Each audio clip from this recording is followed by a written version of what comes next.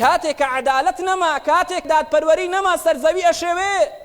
هەرچەند مەملەکەتەکە وڵاتەکە موسڵمان بێ بەڵام وێران ئەبێ. خۆ ئەگەر مەملەکەتێک موسڵمانیش نەبێ بەڵام عەدالەتی تیا بێ، خۆشگوزەرانی تیادا ئەچەسپێ. وەکو جابری کوڕی عەبدوڵڵا بۆمان ئەگەڕێتەوە پێغەمبەری خوا فەرمێتی صلی الله عليه وسلم كيف تقدس أمة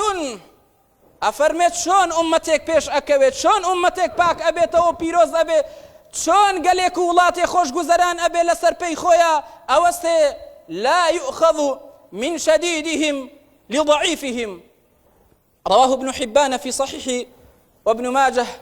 وقال الأرناؤوط حديث صحيح لغيره. پیغمبری خوا فرمي صلى الله عليه وسلم أمتك هرگیز أو هرگیز پیش ناکەی و لەسەر پێی خۆی ناوەستێ ئەگەر چینایەتی هەبێ، ئەگەر هاوڵایەتی پلە و دووسێ هەبێ، ئەگەر بەهێزەکان حەق و ماف وەرنەگرنەوە، لەوانەی کەوا بەهێزن، لەوانەی کەوا زاڵم و ستەمکارن حەقی زەعیفەکان و هەژارەکانیان خواردووە، ئەبێ ئەوەی کەوا بەهێزە لە وڵاتە دەسەڵاتی هەیە بچێ ئەو پارە و سەر و سامانەی کەوا بەهێزەکان و گەندەڵەکان و مافیاکان خواردویانە لە قورگیان و لە جیرفانیان و قاسە و کاسەیان بێننە دەرەوە ڕادەستی زەعیفەکان و هەژارەکان کەن. ئەو کاتی ئومەت خۆشگوزەران ئەبێ.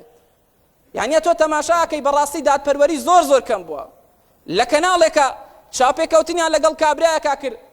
ئەڵێ 20 ساڵ لە سزن کراوم، دوایی حاکم کاتێ محکەمەی کۆتایی مەکە دەڵێ وڵا تۆ بێتاوانی هیچت لەسەر نەبووە. خرەوە چۆن ینی ژیانێکا تۆ 20 ساڵ کابرا لە سزنا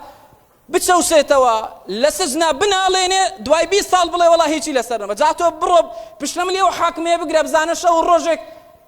لە سزنا ئیدارە ئەکا. آخر ئەوەیە پێغەمبەری خوا صلی الله عليه وسلم وكل حديثك إمامي أحمد وإمامي ابن ماجه هاتوا أفرمي